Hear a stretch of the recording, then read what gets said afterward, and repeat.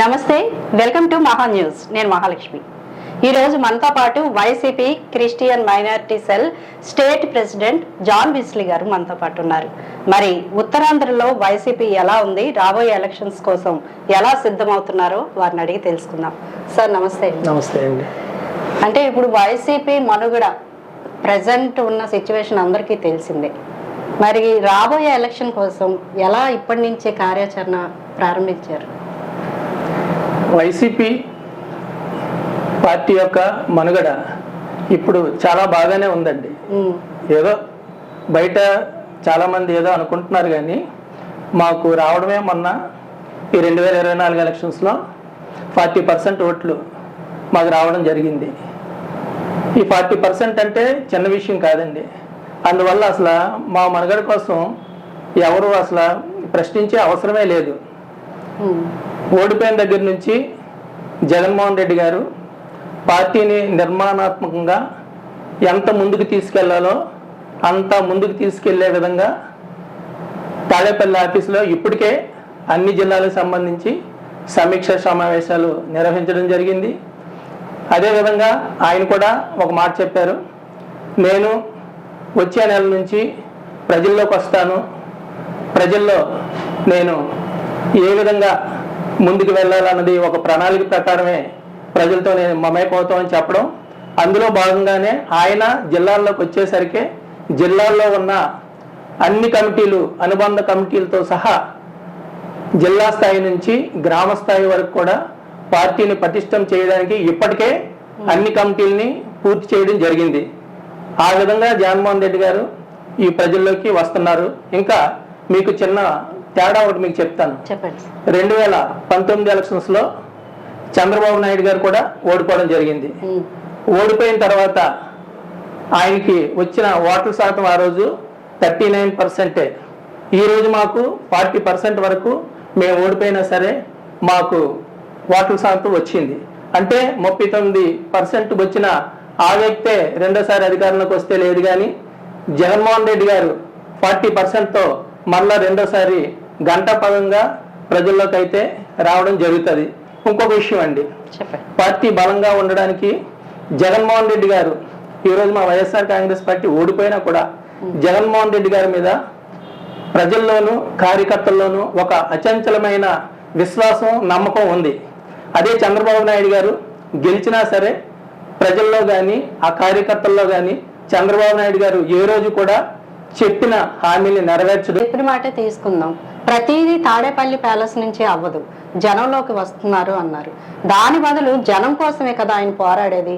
ఈసారి అసెంబ్లీకి వెళ్ళి ఆయన నిలదీసే ఛాన్స్ ఉందా? ఎలా ఉంటుంది? అసెంబ్లీకి వెళ్తారా వెళ్ళరా ఈసారి జగన్మోహన్ గారు? అంటే జగన్మోహన్ రెడ్డి గారు అసెంబ్లీకి, నేనైతే అసెంబ్లీకి ప్రతిపక్ష నాయకుడు హోదా నాకు ఇవ్వకపోతే నేను వెళ్ళనని చెప్పి ఆయనే ఓపెన్ గా అనౌన్స్మెంట్ చేయడం జరిగింది. దానికి సంబంధించి ప్రజలతో ఎప్పుడైనా మాట్లాడాలి అని అనుకున్నప్పుడు నేను మీడియా సమావేశం పెట్టి నేను ఏం మాట్లాడాలో ప్రజలందరికీ నా తరఫున నా యొక్క భావాల్ని, మా పార్టీ సిద్ధాంతాలని, మేము చేయబోయే పనులన్నింటినీ కూడా ప్రజలకు మేము చేరవేస్తామని ఆయన చెప్పడం జరిగింది. ఆ విధంగానే ప్రతి వారం కూడా ఆయన తాడేపల్లిలోనే ఒక ప్రెస్ మీట్ పెట్టి అన్ని రకాల ప్రెస్ వారిని పిలిచి మాట్లాడడం అయితే జరుగుతుంది. ప్రజల్లోకి ఆయన బలంగా రావడానికి, ప్రజల్లోకి వాణి వినిపించడానికి అసెంబ్లీలో టీడీపీ, అదేవిధంగా జనసేన, బీజేపీ వారు ఒక కుతంత్రంతో జగన్మోహన్ రెడ్డి గారు అసెంబ్లీలోకి వస్తే ఆయనకి కావాల్సిన టైం ఇవ్వకుండా ఏదో నామినల్గా ఏదో విధంగా ఒక ఎమ్మెల్యేకి ఇచ్చినట్టు ఆయన్ని అగౌరవపరచాలని ఒక దురుద్దేశంతో వారు అక్కడ ఉన్నారు. అది ముందుగా వాళ్ళు వేసుకున్న ప్రణాళిక. అందులో భాగంగానే త్రిపుల్ గారికి కూడా డిప్యూటీ స్పీకర్ ఇవ్వడం జరిగింది. వారు మమ్మల్ని అగౌరవపరుద్దామని ఉద్దేశపూర్వకంగా అక్కడ ఉన్నప్పుడు మేము కాస్త తెలివిగా, ఎందుకంటే దుష్టులకు దూరంగా ఉంటేనే మంచిదని ఆలోచనతో ప్రజలే మాకు ముఖ్యం కాబట్టి ప్రజల్లోకే మా యొక్క వాణి వినిపించాలి కాబట్టి ప్రజలందరికీ జగన్మోహన్ రెడ్డి గారు తమ వాణిని ప్రెస్ మీట్ల ద్వారా వినిపించడం జరుగుతుందండి. అంటే మరోసారి పాదయాత్ర పేరుతో పాదయాత్ర ఏమైనా చేపట్టనున్నారా జగన్? అంటే ముందుగా జగన్మోహన్ రెడ్డి గారు చెప్పడం జరిగిందండి, వారంలో 2 సార్లు నేను జిల్లాల పర్యటనకు వస్తాను, ఒక్కొక్క జిల్లాలో 2 రోజులు ఉంటాను నేను. ఆ 2 రోజుల్లో అన్ని నియోజకవర్గాల వారిని ఆ జిల్లాల్లో కలిసి కార్యకర్తలందరితో మమేకమయ్యి ప్రజల సమస్యలు ఏంటో తెలుసుకొని పార్టీని మళ్ళా పునర్నియామకం చేసే భాగంలో పటిష్టం చేయాలని చెప్పి ప్రస్తుతం ముందుగా ఈ యొక్క జిల్లాల యాత్రను జగన్మోహన్ రెడ్డి గారు చేపట్టడం జరిగింది. ఉత్తరాంధ్రలో ఎంతో మంది సీనియర్ నేతలు ఉన్నారు, బొత్స సత్యనారాయణ, ఇంకా అమర్నాథ్ గారు, ఇలా చాలా మంది ఉన్నారు. వీరందరినీ కాదని ఉత్తరాంధ్ర బాధ్యతలు కన్నాబాబుకే ఎందుకు అప్పచెప్పారు? అంటే సాధారణంగా ఒక జిల్లాలోనే ఏదన్నా పెద్ద నాయకులు ఉన్నా ఆ జిల్లా నాయకులను ఎప్పుడు కూడా ఏ జిల్లాలో కూడా ఏ పార్టీ కూడా నియమించదండి. ఇక కన్నబాబు గారిని నియమించడానికి కారణం ఏంటంటే కన్నబాబు గారికి విశాఖపట్నం మీద పూర్తి అవగాహన ఉంది ఈ ఉత్తరాంధ్రలో. ఎందుకంటే ఆయన మొట్టమొదట ఆయన ప్రస్థానం విశాఖపట్నం నుంచే మొదలైంది. ఆయన అప్పుడులో విశాఖపట్నంలోనే ఉండేవారు. అది కాకుండా ఆయన మంత్రిగా ఉన్న తర్వాత మా విశాఖపట్నం జిల్లాకి ఆయన ఇన్ఛార్జి మంత్రిగా కూడా ఉన్నారు. ఆయన ఇన్ఛార్జి మంత్రిగా ఉన్న కాలంలో విశాఖపట్నం మొత్తం ఆయనకి నైసర్గిక స్వరూపంతో సహా మంచి అవగాహన ఉంది కాబట్టి ఆయన కాస్త తెలియగల నాయకుడు, మంచి చాకచక్యం, సమయస్ఫూర్తి ఉన్నాయి, ట్రబుల్ షూటరు. ఏ విధమైన ట్రబుల్ వచ్చినా సరే దాన్ని ఖచ్చితంగా సాల్వ్ చేసి పరిష్కారం దిశగా తీసుకెళ్లడంలో ఆయన దిట్ట, సౌమ్యుడు, మంచి నాయకత్వం ఉన్నవాడు. అందుకే జగన్మోహన్ రెడ్డి గారు ఆయన నాయకత్వంలో వెళ్తే బాగుంటుందని చెప్పి ఆయన్ని ఈ యొక్క ఇన్ఛార్జిగా ఈ ఉత్తరాంధ్ర జిల్లాలకు నియమించడం జరిగింది. కొంతమంది ముఖ్య నాయకులు వదిలి వెళ్ళిపోతున్నారు. వెళ్ళిపోయినా నాకేం నష్టం లేదని స్టేట్మెంట్ కూడా ఇచ్చారు జగన్. అయితే నిజంగానే నష్టం లేదనుకుంటున్నారా? ఒక సీనియర్ నేతగా మీరేమనుకుంటున్నారు? అంటే వైఎస్ఆర్ కాంగ్రెస్ పార్టీ అన్నది ఆ ప్రస్థానం అంతా కూడా మనం చూస్తే జగన్మోహన్ రెడ్డి గారి మీదే ఆ యొక్క వైఎస్ఆర్ కాంగ్రెస్ పార్టీ భౌత్యం ప్రతిసారి ఆధారపడి ఉందండి. 2014లో అధికారంలో రానప్పుడు, అదేవిధంగా 2019లో అధికారంలో వచ్చినప్పుడు కూడా కేవలం జగన్మోహన్ రెడ్డి గారి ఆకర్షణ మీదే, జగన్మోహన్ రెడ్డి గారి నాయకత్వం మీద నమ్మకంతోనే ప్రజలు వైఎస్ఆర్ కాంగ్రెస్ పార్టీని ఆదరించారు.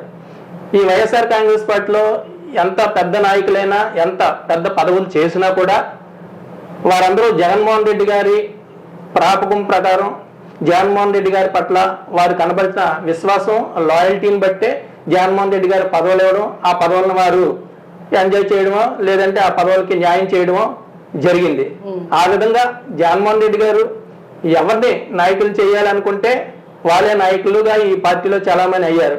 అంతేగాని ఈ పార్టీలో ఉండి ఈ పార్టీని గెలిపించే బాధ్యత లేదంటే ఈ పార్టీలో పలానా వ్యక్తి ప్రముఖుడు అనే విధంగా ఏ రోజు కూడా ఈ పార్టీలో ఎవరు కూడా గుర్తించబడలేదు. ఎందుకంటే దానికి కారణం ఈ ప్రాంతీయ పార్టీల్లో సాధారణంగా మనందరికీ తెలుసు, వ్యవస్థ ఉన్నా సరే వ్యక్తి ఇమేజ్ మీదే ఈ ప్రాంతీయ పార్టీల్లో మనుగడ ఎప్పుడు ఉంటుంది. మన ఉదాహరణ చూసుకుంటే ఈ రోజు మాకు వెళ్ళిపోయిన వాళ్ళు వేల మీదే లెక్కించవచ్చు. కానీ 2014లో జగన్మోహన్ రెడ్డి గారి దగ్గర నుంచి 23 మంది ఎమ్మెల్యేలు వెళ్ళిపోయారు, ఒక 2 ఎంపీలు వెళ్ళిపోయారు. అయినా సరే జగన్మోహన్ రెడ్డి గారు బెనకలేదు, తనకలేదు, వెళ్ళిపోయిన వాళ్ళని వెళ్ళిపోయినవ్వండి అనే చెప్పారు.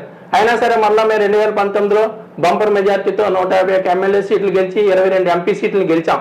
అందువల్ల మా పార్టీ ఎవరో వెళ్ళిపోతే బలహీన పడదు, అసమ్మతి అనేది మా పార్టీలో అసలు ఉండనే ఉండదు. ఉన్న ప్రతి ఒక్కరు కూడా జగన్మోహన్ రెడ్డి గారి మీద నమ్మకంతోనూ జగన్మోహన్ రెడ్డి గారి మీద ఉన్న భరోసాతోనే మా పార్టీలో అందరూ ఉంటారు తప్పిస్తే నాయకుల వల్ల అయితే మాకు ఏ విధమైన ప్రాబ్లం ఉండదండి. ప్రస్తుతం ఏపీ రాజకీయాల్లో హాట్ టాపిక్ అంటే వల్లభనేని వంశీ అరెస్ట్, దీనిపై మీరేమంటారు?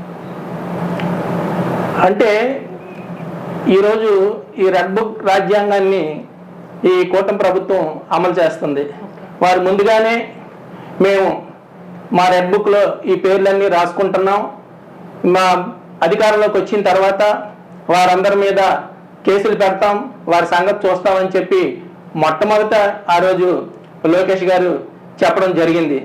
ఆ రెడ్ బుక్ రాజ్యాంగంలో భాగంగానే ఆయన ఆ రోజు ఒక మాట కూడా చెప్పారు, ఇప్పుడున్న ఈ వైఎస్ఆర్ కాంగ్రెస్ ప్రభుత్వం మీద ఎవరైతే తిరగబడతారో, ఎవరైతే ఈ ప్రభుత్వాన్ని బదనం చేయడానికి ముందుకు వస్తారో అలాంటి వారి మీద ఏదైనా కేసులు పెట్టినా అలాంటి కేసులు మేము అధికారంలోకి వచ్చిన తర్వాత వాళ్ళ మీద కేసులు తీసేస్తాం. అదేవిధంగా ఎవరికైతే ఎక్కువ కేసులు ఉన్నాయో వాళ్ళందరికీ మేము నామినేటెడ్ పదవులు ఇస్తామని చెప్పి బహిరంగంగానే ఆ రోజు లోకేష్ గారు చెప్పడం జరిగింది. ఈ రాజ్యాంగం రెడ్ బుక్ రాజ్యాంగం ఇది దేన్ని పోలి ఉందంటే మనకు తెలుసు నిజాం నవాబ్ కాలంలో సయ్యద్ కాసిం రజ్వీ అని చెప్పి ఒక ఆయన ఉండేవాడు.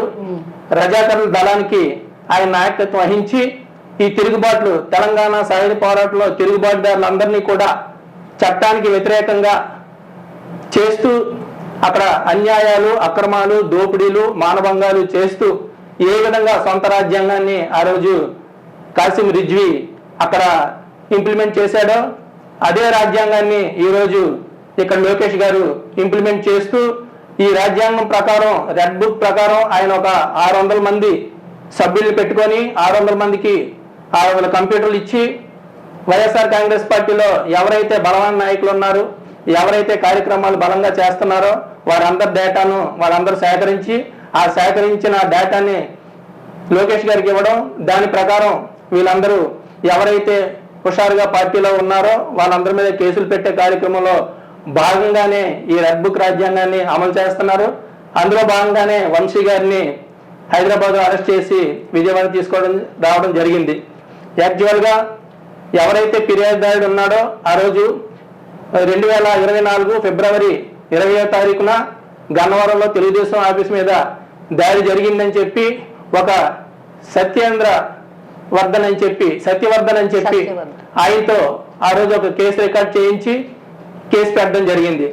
తర్వాత ఎవరైతే ఫిర్యాదుదారుడు ఉన్నాడో అదే ఫిర్యాదుదారుడు ఒక అఫిడవిట్ లో జడ్జి గారి దగ్గర 164 స్టేట్మెంట్ ఇచ్చి ఇక్కడ వంశీ గారికి ఏమి ఇందులో సంబంధం లేదని చెప్పి జడ్జి గారి ఎదురుగా వాంగ్మూలం ఇచ్చినా, అదేవిధంగా వంశీ గారి ముందస్తు బెయిల్ కోసం హైకోర్టులో పెట్టుకున్నా ఆ బెయిల్ జడ్జిమెంట్ దగ్గరలో ఉన్నా కూడా వీరు పోలీసులు భయభ్రాంతులు చేసి ఎవరైతే సత్యవర్ధన్ ఉన్నాడో ఆయన అన్నయ్యని ఆ కుటుంబ సభ్యులందరినీ భయపించి మీరు ఎలాగా కోర్టులో ఎఫిడవిట్ ఇస్తారని చెప్పి మళ్ళా రెండో కేసు పెట్టించి బలవంతంగా వంశీ గారిని అరెస్ట్ చేయడాన్ని మేము ఖండించాము.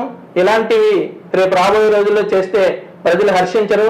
ఇప్పటికైనా సరే మీ రెడ్ బుక్ రాజ్యాంగాన్ని మీరు మానుకొని, మేము చెప్తున్నాం మాకు గుడ్ బుక్ ఉందని. మా గుడ్ బుక్ ఎప్పుడో జగన్మోహన్ రెడ్డి గారు చెప్పారు. అంటే మీ గుడ్ బుక్ లో ఏముంటాయి? మా గుడ్ బుక్ మా మేనిఫెస్టో అండి. మా మేనిఫెస్టో మా గుడ్ బుక్.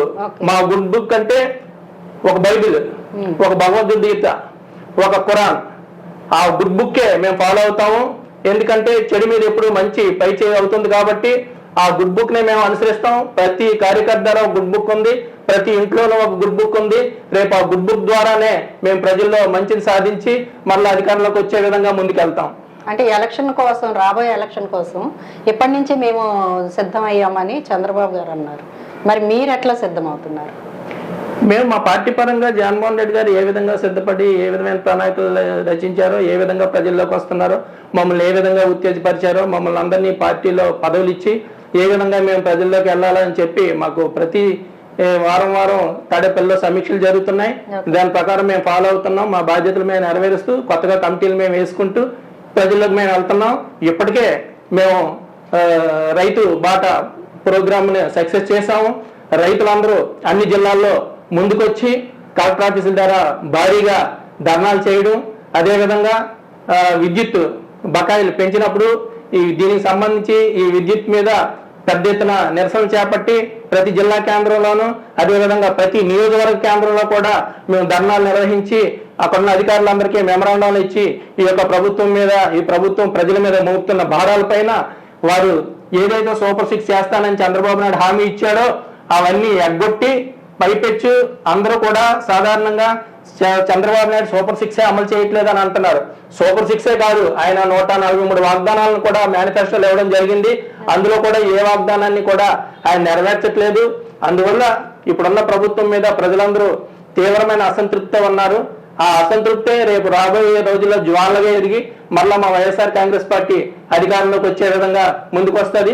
ఇంకా విద్యార్థి రంగంలో మనం చూసుకుంటే విద్యార్థులందరికీ కూడా అన్ని రకాలుగా ఫీజు రీయింబర్స్మెంట్ ఆపేశారు, వసతి దీవెన ఆపేశారు, విద్యా దీవెన ఆపేశారు. అందువల్ల విద్యార్థులు కూడా పోరుబాటు పట్టారు. ఎలక్షన్ ఇప్పుడు ఇక్కడ కోడ్ ఉంది కాబట్టి మేము ఆ యొక్క ఉద్యమాన్ని కొంచెం పోస్ట్పోన్ చేసాం.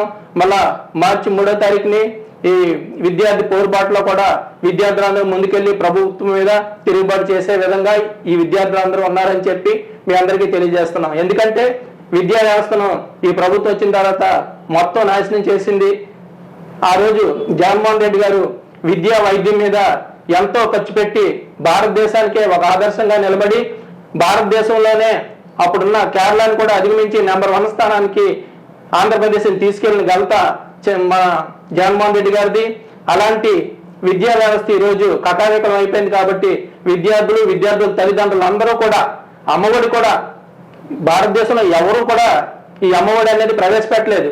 ఈ అమ్మఒడి యొక్క ఉద్దేశం ఏంటంటే పిల్లల్ని మీరు స్కూళ్ళు పంపించండి, చదివించండి, వారికి ఏదైనా ఇబ్బందులు ఉంటాయి, వారి ఫీజులు కట్టుకోలేరు కాబట్టి అమ్మఒడి ద్వారా ఆయన డబ్బులు ఇచ్చి తల్లిదండ్రులకు డబ్బులు ఇచ్చి పిల్లలను చదివించమని చెప్పిన ప్రభుత్వం భారతదేశంలో ఏదీ లేదు. అది ఒక వైఎస్ఆర్ కాంగ్రెస్ పార్టీయే. అలాంటి విద్యా వ్యవస్థను ఈ రోజు భ్రష్టుపరచడం చూస్తుంటే ఈ రోజు ఆంధ్రప్రదేశ్ లో ప్రజలందరూ కూడా ప్రతిదీ అప్పుడే గుర్తించారు, తాము మోసపోయాము అని చెప్పి. ఎప్పుడు ఎలక్షన్ వచ్చినా సరే రేపు జమీన్లో మళ్ళీ ఏదైనా జరిగి మళ్ళా 2-3 సంవత్సరాలు ఎలక్షన్ వచ్చేటట్లయితే ఇప్పటికే మా వైఎస్ఆర్ కాంగ్రెస్ పార్టీ సిద్ధంగా ఉంది. ఎలక్షన్ ఎప్పుడొచ్చినా సరే మేము అత్యధిక మెజార్టీతో మేము గెలుస్తాం. సో చూశారు కదా అండి, జమిలికి కూడా సిద్ధంగా ఉన్నామంటున్నారు వైసీపీ నేతలు, కార్యకర్తలు అంతా. తాము ప్రజల మధ్యకి వెళ్తూ ఈ కూటమి ప్రభుత్వం చేసే అన్యాయాలని ఎండగడతామంటూ వాళ్ళు ధీమాన్ని వ్యక్తం చేస్తున్నారు. ఎప్పుడు ఎలక్షన్ పెట్టినా తాము గెలిచి తీరుతామని వారు చెప్తున్నారు. సార్ చాలా మంచి విషయాలు చెప్పారు. Thank you sir, thank you very much.